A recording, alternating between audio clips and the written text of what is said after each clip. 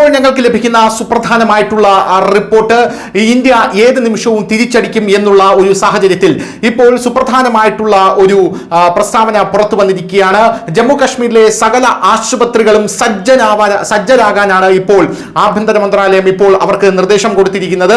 കേന്ദ്ര സർക്കാർ പറയുന്നത് ജമ്മു കാശ്മീരിലെ സകല ആശുപത്രികളിലും ജീവൻ രക്ഷാ മരുന്നുകൾ എത്രയും വേഗം എത്തിക്കണം. ജമ്മു കാശ്മീരിലെ സകല ആശുപത്രികളിലും അവധിയിൽ പോയിട്ടുള്ള ഡോക്ടർമാരും നഴ്സുമാരും എല്ലാം തന്നെ ഉടനടി തിരിച്ചെത്തണമെന്നുള്ള റിപ്പോർട്ടുകളാണ് പുറത്തു വരുന്നത്. കൃത്യമായി നിങ്ങൾ അവിടെ ഉണ്ടാകണം. ഏത് നിമിഷവും വലിയ രീതിയിലുള്ള ഒരു ഓപ്പറേഷൻ ഉണ്ടാകാനുള്ള ഒരു സാധ്യതയുണ്ട് എന്നതിന്റെ പുറത്താണ് ഇപ്പോൾ കേന്ദ്ര സർക്കാർ ഇങ്ങനൊരു നിർദ്ദേശം ജമ്മു കാശ്മീരിലെ ആശുപത്രികൾക്ക് നൽകിയിരിക്കുന്നത്.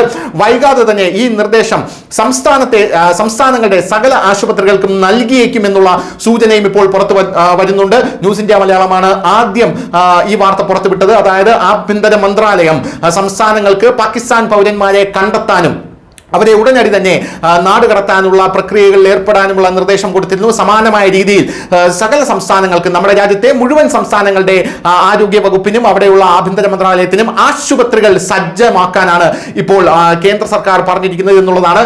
ഇന്ത്യൻ നേവിയുടെ ഒരു സൂചന കൂടെ ഇപ്പോൾ പുറത്തു വരുന്നു. ഇന്ത്യൻ നേവിയുടെ ഇൻസ്റ്റാഗ്രാം പോസ്റ്റുകളിലൂടെയാണ് ആ സൂചനകൾ പുറത്തു വരുന്നത്. ഇന്ത്യൻ നേവി ഇപ്പോൾ കടലിൽ ഡിപ്ലോയ് ചെയ്തിട്ടുള്ള സകല കപ്പലുകളുടെയും സകല ഫൈറ്റർ വിമാനങ്ങൾ പേറുന്ന INS വിക്രാന്ത് അടക്കമുള്ള ചിത്രങ്ങൾ അവരുടെ ഇൻസ്റ്റാഗ്രാമിൽ പങ്കുവച്ചിട്ടുണ്ട്. അവർ വളഞ്ഞു കഴിയുന്ന പാകിസ്ഥാനെ വളഞ്ഞു നിൽക്കുന്ന ചിത്രങ്ങളാണ് ഇപ്പോൾ അവർ പുറത്തുവിട്ടിരിക്കുന്നത് എന്ന സുപ്രധാനമായിട്ടുള്ള റിപ്പോർട്ടാണ് ഇപ്പോൾ പുറത്തു വരുന്നത്. അതിനു പുറമെയാണ് ഇപ്പോൾ ജമ്മു കാശ്മീരിൽ നിന്ന് ഇങ്ങനെ ഒരു വാർത്ത കൂടെ പുറത്തു വരുന്നത്. ഭീകരരുടെ താവളങ്ങൾ നിരന്തരം ജമ്മു കാശ്മീരിൽ ത്വരിതഗതിയിൽ നമ്മുടെ സേന വലിയ രീതിയിലുള്ള ഓപ്പറേഷനിലൂടെ തകർത്ത് മുന്നേറുന്ന ഒരു സാഹചര്യമാണ് നിലവിലുള്ളത്.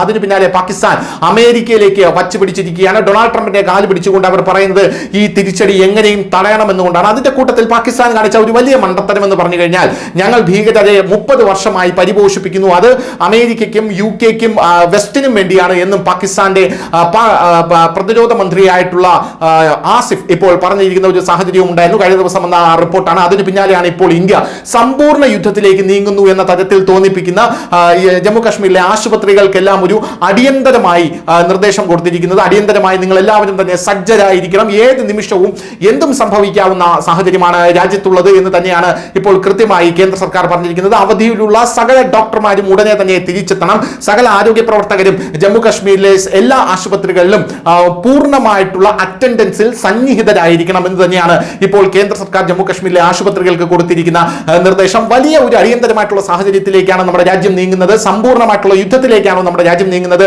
എന്നുള്ള ചോദ്യമാണ് ഇപ്പോൾ ഉയരുന്നത്. ഒരു സർജിക്കൽ സ്ട്രൈക്ക് അല്ല, പാക് അധീന കാശ്മീർ തിരിച്ചു പിടിക്കാനുള്ള ആ ഒരു നീക്കമല്ല, മറിച്ച് സമ്പൂർണ്ണമായി പാകിസ്ഥാനെ തകർക്കാനുള്ള നീക്കമാണ് ഇപ്പോൾ നടക്കുന്നതെന്നാണ് അറിയാൻ സാധിക്കുന്നത്.